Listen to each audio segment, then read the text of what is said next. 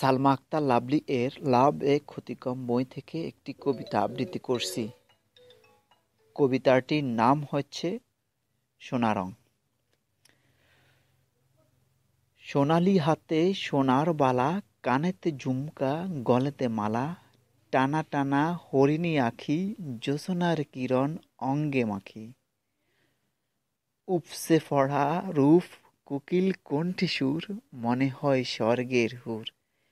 একবার যদি তাকাই আমি, সব ক্লান্ত হয়ে যায় দূর। মিষ্টি ঠোঁটের একটু হাসি, দেখি যদি যেন শূন্যে বাসি। দিবে কি আমায় রাশি রাশি, তোমার কাছেতে যদি আসি। হাওয়াতে দুলে যখন রেশমি চুল, নীল পরি ভেবে করি ভুল। বৃষ্টির ফোঁটা যদি তনুতে পড়ে, হীরাচনি পান্নার তুল। আমার মতো প্রেমিক পাবে না কবু, ব্যথা দিলে পরব ফাঁসি। আকাশ পাতাল চন্দ্র তারা, সাক্ষী তোমায় আমি ভালোবাসি।